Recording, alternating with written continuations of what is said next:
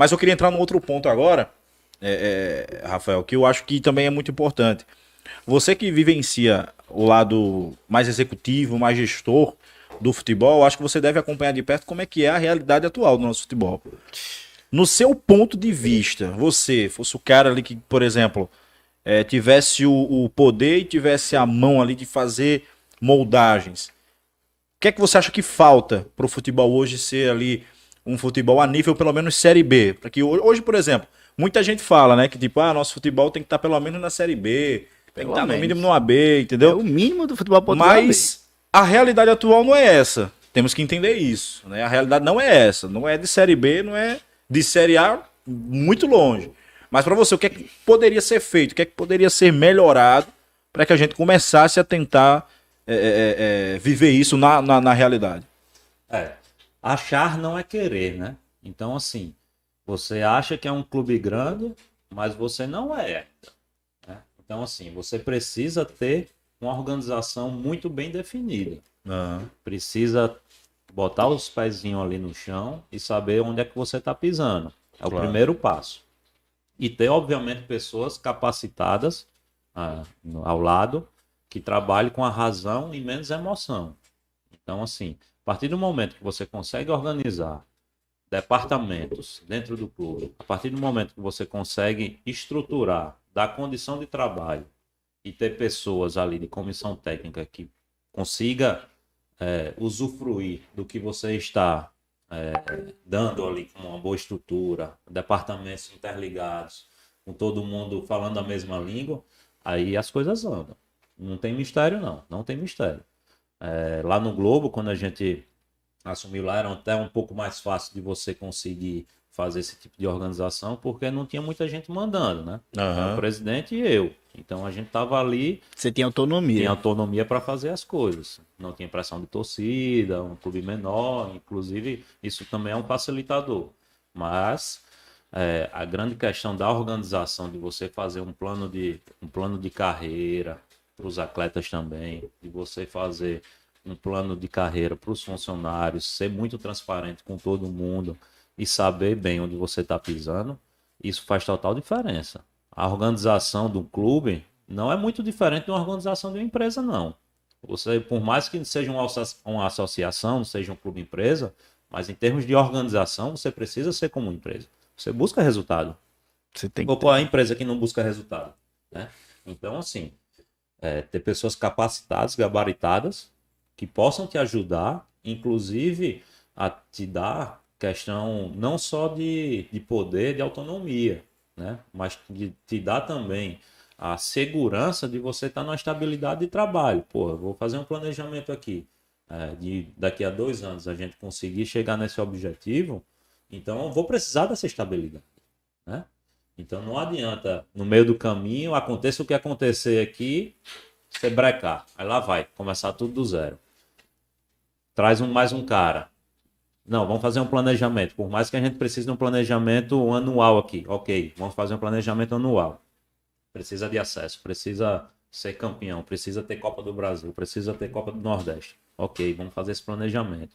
Agora também eu preciso dessa estabilidade. Aconteça o que acontecer aqui, eu preciso que você entenda que a gente vai passar por processos de altos e baixos. A gente está começando de um zero para chegar nesse objetivo aqui. Não adianta você ter um planejamento de 1 ano e cancelar o projeto em 3 meses. Não adianta. E é muito do que acontece, né? Então não contrata o cara. Se você já está pensando em ter um resultado daqui a 2 meses, senta com o cara e diz, qual é o seu plano? Não, meu plano é daqui a... O América precisa do quê? O ABC precisa do quê? Não, a gente precisa de Copa do Nordeste, estadual, brasileiro. Quanto tempo isso daí? Não, a gente tem 1 ano para fazer isso daí. Beleza, ok. Vamos lá. Vamos fazer o plano estratégico para 1 ano. Vamos reunir todos os departamentos aqui, colocar o que cada departamento vai fazer, cobrar de cada departamento resultado. Isso daí é essencial. Se você não trabalhar com resultado e com cobrança, as coisas não vão andar. Tem que estar todo mundo, tem que tipo, estar todo físico, mundo alinhado. Tem que estar todo mundo na mesma sintonia. Físico, analista. Não anda.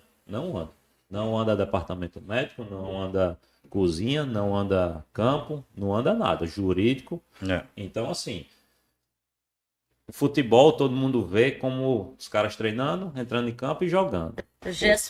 É um mundo Bem além absurdo, disso, né? é absurdo.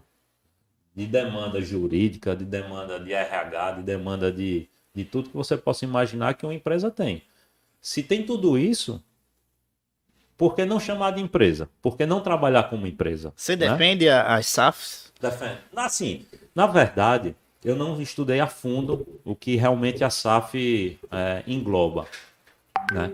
Mas o que eu defendo é a profissionalização dos departamentos, independente de ser uma associação, né? Que a associação, como todos, a maioria dos clubes são hoje, associação são instituições sem fins lucrativos, e tudo que você tem de lucro você tem que reinvestir lá dentro da associação, né? Então, mas para isso você precisa de resultado. Claro. Assim como uma empresa precisa de Você não resultado tem para como- você ter lucro. Não tem como reinvestir dentro que você não ganhou, né? Exatamente. Então aí você vai partir de um déficit que vai empurrando como uma bola de neve, e isso daí vai para o que está acontecendo com o Cruzeiro, né? O que aconteceu com o Isso, Cruzeiro. era esse exemplo até que eu ia dar. Pegando o Cruzeiro como molde, de que foi sempre empurrando com a barriga desse jeito. América e ABC tinham muito a aprender, né, com essa situação. E quando renovou, assim, as caras dessa parte executiva, quando entrou o Gustavo Cartaz no ABC e você no América, a gente viu muito essa renovação. Você acha que o América pode, assim, seguir para uma SAF futuramente, que pode se livrar desse caminho de criar uma bola de neve? Deve fazer. Deve fazer. Não a SAF por si só, mas é como eu te falo, é ter mais organização, né? Fazer parte de uma instituição de departamentos profissionais lá dentro. Independente se for SAF ou não, tem que ter profissional mesmo. Exatamente. Independente de ser SAF ou não, tem grandes clubes aí que são instituições e se dão super bem, né? E o porquê de não continuar do jeito que está. Enfim, isso é um debate muito extenso que precisa ser esmiuçado bem melhor, né? Acho que precisa mais de um tempo também para ver o que realmente essas SAFs vão adquirir. Então, assim, é uma questão que se deve se pensar com muito carinho. A questão da profissionalização do futebol parte muito de quem está ali de cima, quem está ali comandando. Se você não tiver uma profissionalização dali, da parte de cima, de presidência, de diretoria, as coisas não vão andar, né? Porque se você precisa de alguém que realmente te bote ali no cargo de confiança e que queira que as coisas evoluem, você precisa da estabilidade. Então, dessa estabilidade, só quem pode te dar é quem está acima de você. Então, a profissionalização tem que vir de cima para baixo. Claro. Massa demais isso aí, viu? Isso é muito interessante. Eu esses dias estava conversando com o Bruno Reis, que trabalha no Ceará, Sim. Bochecha. Tava conversando com ele uns assuntos assim, que de repente ele tava num grupo aí, e aí, cara, beleza, tudo bem? Parabenizando aí pelas narrações e tudo mais. Aí eu entrei nesse assunto Ceará. Perguntei a ele, eu digo, Bruno, bicho, tem uma curiosidade, rapaz. Caramba, como é que você que tá vivenciando aí o dia a dia? Rapaz, como é que é esse processo aí, bicho, no Ceará, essa mudança assim radical, né? Tipo, o Ceará vai aí agora pra segunda Sul-Americana, o Fortaleza vai estar no Libertadores. O futebol cearense hoje vive um tá no auge, auge. né, cara? Vive um auge. Aí ele falando pra mim, disse, cara, eu não posso entrar a fundo realmente de como foi feito isso, mas eu posso falar do meu departamento. O meu departamento aqui, ele é chefe ou é diretor de marketing lá do clube, e é ele que gerencia tudo. E ele fala que na equipe dele são 50 pessoas. Somente. Imagina. Vai ver 50 pessoas, não tem nem num clube aqui do estado, né? Pois é. Mas, claro, tá respeitando ali dentro dos limites uma coisa. Mas você vai ver um clube aí a nível Ceará. Dentro da parte de marketing são 50 pessoas. E ele diz que é dividido. Cada equipe, por exemplo, uma equipe fica com sub-11 do futsal, do Ceará. O Ceará hoje ele tem bastidores do sub-11 do futsal. Sensacional. Entendeu? Então, tipo, ele diz que prioriza a valorização da imagem Ceará a um nível nacional absurdo. Entendeu? Então, a marca foi exposta nacionalmente. no cenário sul-americano também. Então, tipo, ele fala do departamento dele. Então, hoje, a gente consegue trazer 40% da receita mensal do Ceará com a imagem Ceará. Entendeu? Aí você começa a falar, mas pô, por que tu tá falando isso?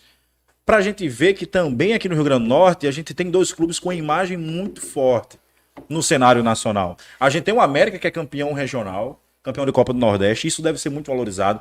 Temos o ABC, que é campeão nacional na Série C, então é uma coisa que deve ser valorizada. Então eu acho que também a gente poderia fazer com que essas conquistas fossem incrementadas dentro daquela marca, dentro daquela imagem, para fazer valorizar. Você vê o Ceará, 30% da sua receita vem somente da imagem, cara. Eu acho até que é muito pouco que América e ABC exploram o que eles realmente são. Porque, como o Rafael falou, são 2 times que tem que entender a realidade.